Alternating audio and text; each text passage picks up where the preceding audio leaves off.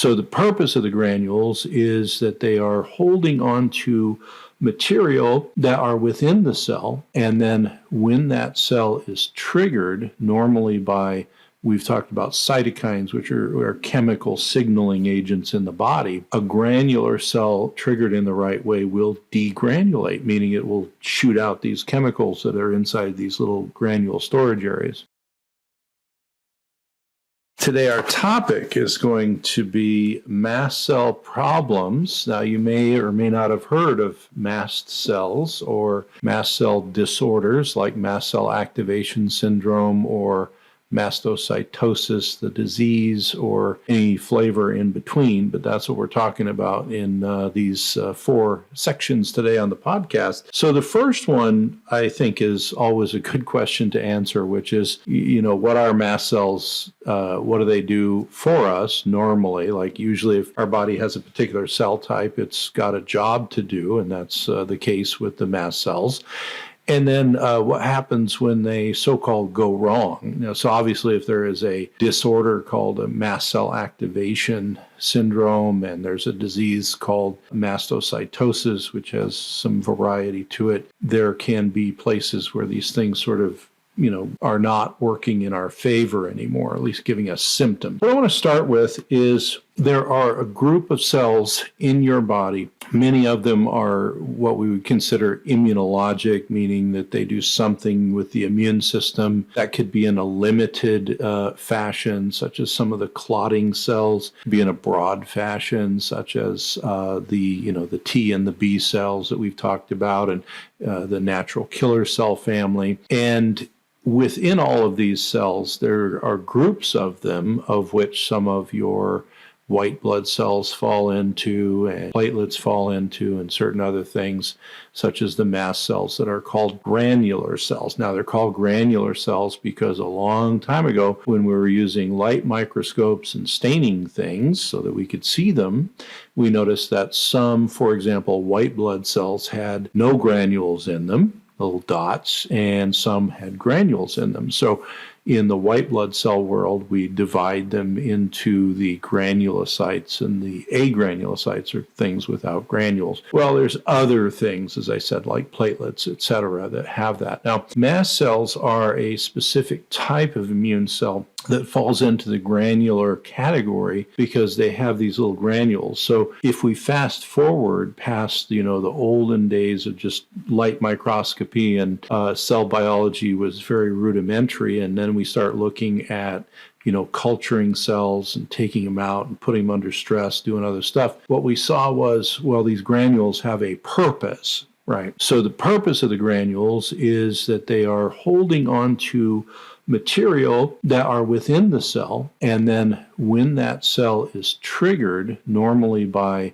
we've talked about cytokines, which are chemical signaling agents in the body, a granular cell triggered in the right way will degranulate, meaning it will shoot out these chemicals that are inside these little granule storage areas. So you might think, well, why have the little storage areas? Why not just have the metabolism make these chemicals on demand? Well, the big reason is that if you have an immune reason where you need to degranulate a cell, you may not have time to synthesize all of that chemistry. It's very similar to other more complex chemicals in your body, where your body has a proform that's not active yet, but it's ready to go. And on demand, when you need it, it's already made, and it just turns a switch and gets activated, so to speak. Well, that's kind of what your mast cells are doing. Now, a normal purpose of these granulocytes, of which the mast cells are one category, is that under immune stimulation,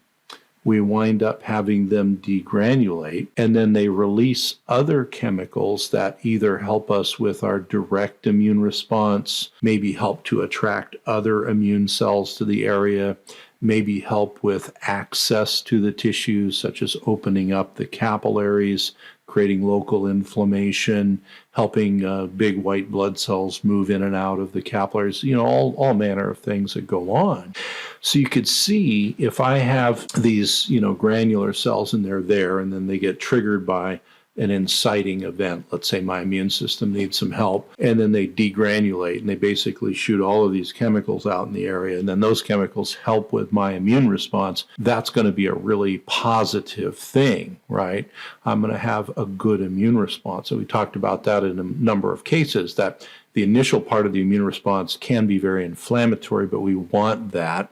And then later we calm that down after, the cleanup has happened, et cetera. Then you think, well, okay, these mast cells, which are a type of a granulocyte cell, of which there are many that do immunologic and chemical things, are there, and they've got these stored granules of different chemicals, and they're there for our benefit, for our immune function. Why are there disorders, diseases, etc., that are associated with these mast cells behaving badly? Well, the first thing to keep in mind with the mast cells is there's a spectrum of, with the idea of bad behavior of mast cells, there's a spectrum of problems. Now, the ones that have mast cell in their name kind of go from mast cell activation syndrome, MCAS it's often called, which has a whole bunch of problems that are physical and chemical in the body. And then there's continuance over to a pathological triggering of the mast cells called mastocytosis. And long ago, it was kind of thought that maybe there was just mastocytosis and it was super rare. And,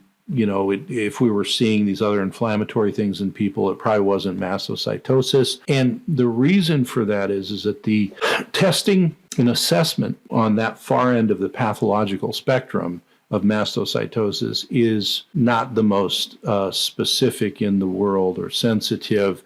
It's a little tricky to nail down. And the world of mastocytosis actually has a spectrum that goes from non-cancerous mast cell disorder to cancerous mast cell disorder. So, for example, there are a few, it's not a lot of people, but a handful of people in the world who are expert in this area as far as writing and things of that nature. One of them is Dr. Afrin, and yes, the same name as the over-the-counter drug, but it's not his drug. But Dr. Afrin is an oncologist. He's a hematologist oncologist, and so they were often people who would be sent patients with the obviously cancerous type of mastocytosis. Now, what he and a lot of the rest of us started to see was he would work these people up for the cancer type of mastocytosis and notice that it wasn't that, and they really didn't have the laboratory characteristics of mastocytosis that was non-cancerous, but they certainly had all of the same problem, or many of the same problems. They didn't have cancer, obviously. So he started to write about this. Now, there's also another doctor named Dr. Theorides, who is the first expert that I came into contact with a long time ago when I was trying to sort out patients who didn't have cancer but had all these mast cell problems that they were going on. And he was the first expert I started reading, and it helped illuminate my practice. Then Dr. Afrin, and there's many other folks. So the bottom line here is that you don't have to have the disease called mastocytosis to have mast cell problems. The fuzzy part of that is that the non-mastocytosis part, called mast cell activation syndrome, is much more common in people than mastocytosis is, and you get very similar symptomatic problems. So what happens if I don't need an immunologic response and my mast cells degranulate and send all these chemicals out? Well, we're going to talk a lot about one of the primary chemicals that mast cells send out in their granules when they degranulate, and that is histamine. We've talked a lot about histamine, but most of us understand that histamine does a lot of things in the allergic response. Histamine is also used as a signaling molecule in our digestive tract and other places, and also our brain has a very complex set of histamine receptors that it uses to make our brain work. Histamine's super important. But if we have a bunch of it dumped out of these cells, then suddenly we get histamine responses in our body that we don't need. If we need them, it's great. So we're going to talk specifically about histamine. That'll be the next little subpart that we do. But the point I wanted to make is in this spectrum from mast cell activation syndrome, which is a lot of different things, and then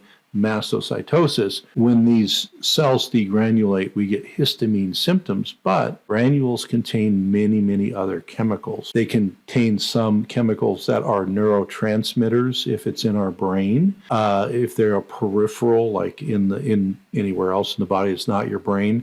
We use neurotransmitters for connecting the nerve cells. We also use neurotransmitters for many, many other things as well. So again, if just like with histamine, if I don't need a bunch of this stuff released in the area, I might get symptoms. Now, let's say I don't need a granular cell like a mast cell to degranulate and give me all this wonderful chemical business. And let's say it's kind of happening in many parts of my body. How might I feel? So I don't need this to happen, but it's happening. That is the key to either mastocytosis or mast cell activation syndrome. Well, histamine and some of the other chemicals think, well, and I realize chemicals probably don't think, but it sometimes helps to have a story around these things. So don't pick on that too much. But so histamine, gets released and it looks chemically around, physiologically and says, well, I'm out. There must be a purpose. And so I and all of my cast of characters that came out of the granule are going to go and we're going to do what we normally do. Now, if what you normally do is cause swelling and redness and itching and inflammation and opening up of capillaries and production of maybe mucus and other stuff in the area, and I don't need that, then I'm going to have a problem. Now, what does this sound like? This sounds like a standard allergic reaction, and that is true. That is a piece of the standard allergic reaction can be due to mast cell and other cells degranulating when they are not needed. Now, if we go back to that idea, and again, we're going to spend a whole little section on histamine, so I won't get too personal with histamine at the moment, but if we go back to that idea and we think about, well, I've got all this stuff happening, it's out there, and I don't need it. Why would that happen? Well, it's similar to a pure histamine reaction when I have allergies or atopic conditions where my body is confused and it perceives something like pollen, which really can't hurt me, as an invader, and it tries to attack the pollen. So it gets a confused response. When you get to mast cell activation, and then certainly in mastocytosis, you have these reactions at a heightened level and at a more broad level, meaning they can happen all over, they can affect all your body systems, they can be a big, big problem. We're just down to the last minute on this section, so I just want to remind us that first, mast cells are these granular cells that have chemicals inside they release from our immune system. We have an over-responsive set of mast cells, and so we get symptoms from them. And then third, it's not one disorder. There is a spectrum of mast cell activation syndrome, and then there's a spectrum of mastocytosis, which is a known disease, but that even has a spectrum within inside of it. We're ready to wrap up here with this section. And we're going to get into histamine, and then we're going to get into drug treatments and natural treatments and other things to think about. But I just want to remind you, like, share, and subscribe, and please do the notifications if you can. We're loving all the new subscribers, and notifications helps you know even if the algorithm is slowing us down. We're all over the place, but you can check DrAnow, DrAnow.com, and get all of the links. All right, well, we'll take a break for a moment. We'll be back with the next section.